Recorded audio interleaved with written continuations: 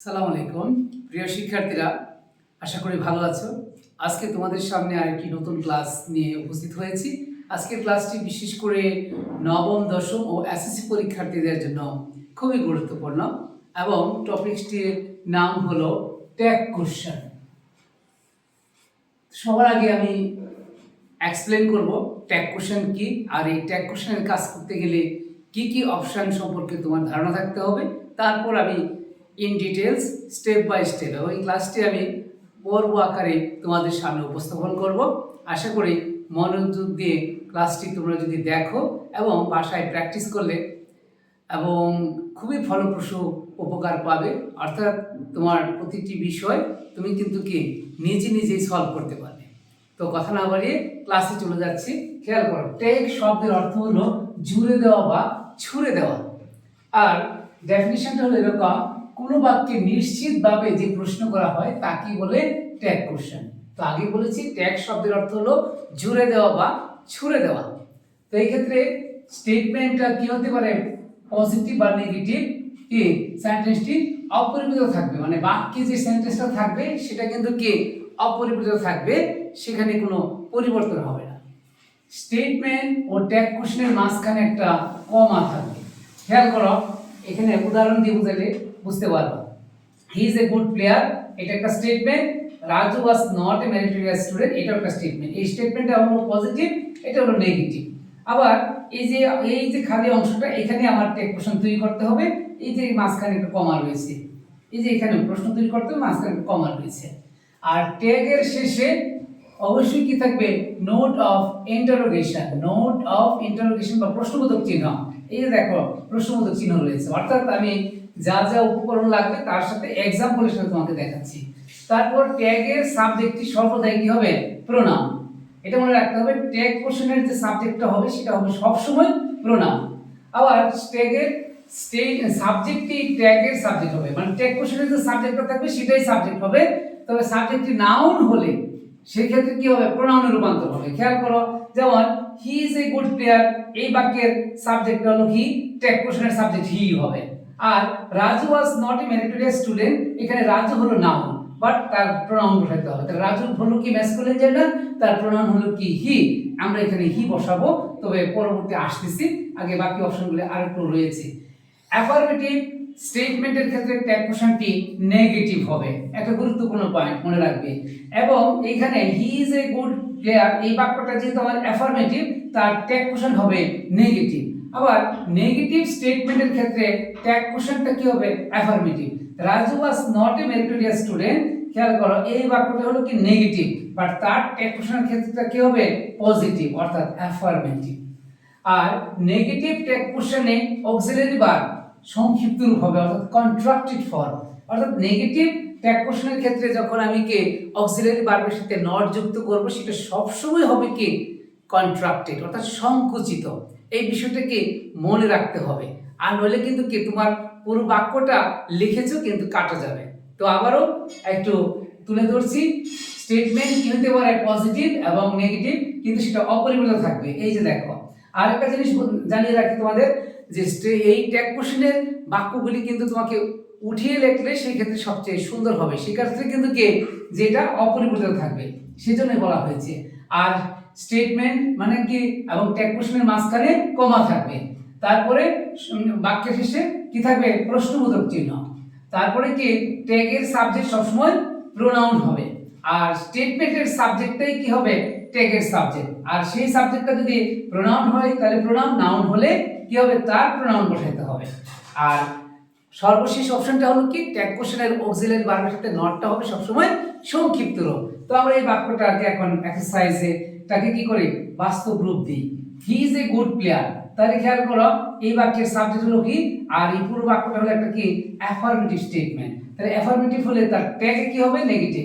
তো তার এখানে কি ভার্ব খুঁজে বের করি, he is a good player, এখানে ইজ হলো কি ভার্ব। তাহলে ইজ এর সাথে এখানে কি হবে, যেহেতু স্টেটমেন্টটা আমার অ্যাফারমেটিভ, তাহলে এখানে হবে নেগেটিভ। তাহলে ইজ এর সাথে কি তার সংক্ষিপ্ত রূপটা হবে কি ইজন্ট। ইজ এর সাথে নট যুক্ত হলে ইজ নট, বাট এটা সংক্ষিপ্ত রূপটা হবে কি ইজন্ট, আর তার প্রোনাউনটা কি হি। তাহলে দাঁড়ালো কি ইজন্ট হি। অর্থাৎ এই অংশটার নামই হলো কি ট্যাগ কোশ্চেন। তোমাকে পরীক্ষার প্রশ্নে এইটুকু দেওয়া থাকবে বা এখানে এরকম একটা গ্যাপস থাকবে, তোমাকে এইখানে কি করতে হবে প্রিয় শিক্ষার্থীরা, প্রশ্নটা তৈরি করতে হবে। আর সর্বশেষ প্রশ্নবোধক, don't forget to put the question marks, অর্থাৎ প্রশ্নবোধক বাক্যের শেষে প্রশ্নবোধক চিহ্ন দিতে ভুলে যেও না, না হলে কিন্তু কি পুরো লেখাটি তোমার কি বিফলে যাবে। আর Raju was not a merit student, খেয়াল করো এটাও একটা স্টেটমেন্ট, কিন্তু স্টেটমেন্টটা কি নেগেটিভ, কারণ না এখানে নট রয়েছে। তাহলে আমাদের আগে এখানে যে নিয়মগুলো পড়েছি সেখানে কিন্তু বলা আছে কি নেগেটিভ হলে তার ট্যাগ কোশ্চেন হবে কি পজিটিভ। তাহলে এর আগে আরেকটা জিনিস, রাজুটা হলো কি নাউন, আমাদের শর্ত হলো কি ট্যাগ কোশ্চেনে সবসময় হবে কি প্রোনাউন। তাহলে এর আগে দেখে নিই ওয়াজ নট, যেহেতু কি এটা নেগেটিভ, তাহলে তার ট্যাগের অক্সিলারি ভার্বটা কি হবে পজিটিভ ওয়াজ, কারণ না এনে নট আছে। আর রাজুর প্রোনাউনটা কি হি, তাহলে এখানে দাঁড়ালো কি ওয়াজ হি, ওয়াজ হি। তদ্রূপ ভাবে আমি যদি এখানে আরেকটা বাক্য লিখি এরকম, she cooks food, she cooks food, খেয়াল করো তাহলে এখানে she cooks food, এখানে she cooks, এখানে ভার্বের সাথে s থাকার কারণে এই বাক্যটা হয়ে গেছে কি প্রেজেন্ট ইনডিফিনিট টেন্স। তাহলে প্রেজেন্ট ইনডিফিনিট টেন্সের অক্সিলারি ভার্ব কি ডোন্ট অথবা ডাজন্ট, কিন্তু সাবজেক্ট থার্ড পারসন ক্ষেত্রে কি হবে ডাজন্ট, কি হবে ডাজন্ট, মানে ডাজ নটের সংক্ষিপ্ত রূপ কি ডাজন্ট, ডাজ নটের সংক্ষিপ্ত রূপ হলো ডাজন্ট, তার প্রোনাউন হলো কি, তার প্রোনাউন হলো she, যেহেতু এখানে প্রোনাউন হলো she। আরেকটা বাক্য লিখি এখানে, যেমন Kamal read an English news paper. খেয়াল করো কামাল রেড, এখানে উচ্চারণ করেছি কি রেড, রিড এর পাস্ট ফর্মের উচ্চারণ হলো রেড, কারণ এখানে যদি আমি রিড উচ্চারণ করতাম তাহলে কামাল হয়ে কামালের থার্ড পারসন হওয়ার কারণে এখানে এর যুক্ত হইতো, কিন্তু এখানে এর যুক্ত হয় না। কিন্তু মনে রাখতে হবে কি এখানে ভার্বের ফর্মটা হলো কি পাস্ট ফর্ম, কারণ রিড রেড রেড, তাহলে পাস্ট ফর্ম মানে পাস্ট ইনডিফিনিট, আর পাস্ট ইনডিফিনিট এর অক্সিলারি ভার্ব কি ডিড। আর এই যে বাক্যটা এটাও কি অ্যাফার্মেটিভ, তাহলে এটাকে কি হবে নেগেটিভ, তাহলে এখানে কি হবে অক্সিলারি ভার্ব হলো ডিড, তারপর তার সংক্ষিপ্ত রূপ কি নট, আর নটের সংক্ষিপ্ত রূপ কি এইভাবে হবে ডিডন্ট।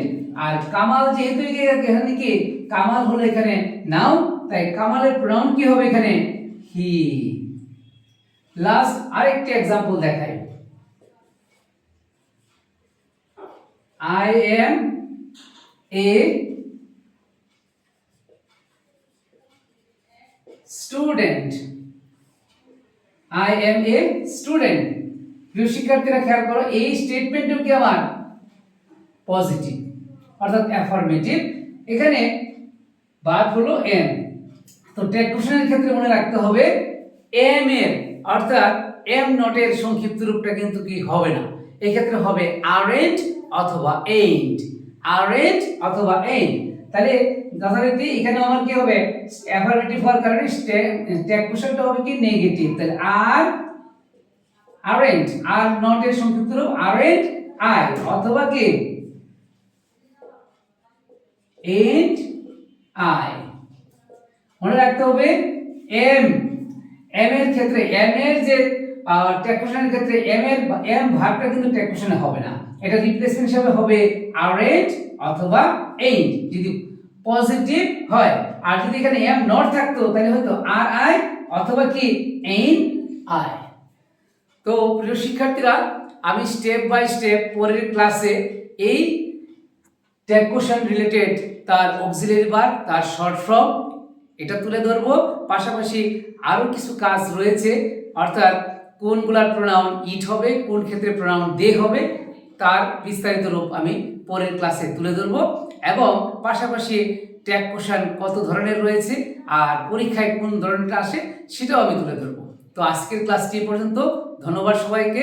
আশা করি ক্লাসটি তোমাদের কাছে ভালো লাগবে এবং ট্যাগ কোশ্চেনের অপশন থেকে নাম্বার তোলা খুবই সহজ, স্টেপ বাই স্টেপ আমি বিস্তারিতভাবে আমি আমার ক্লাসগুলিতে তুলে ধরব এবং ক্লাসগুলি আমার নিজের ফেসবুক পেজ এবং আমার ইউটিউব চ্যানেলে পোস্ট করব। আশা করি সবাই মনোযোগ দিয়ে দেখবে এবং লাইক কমেন্ট শেয়ার করবে। ধন্যবাদ সবাইকে। আল্লাহ হাফিজ।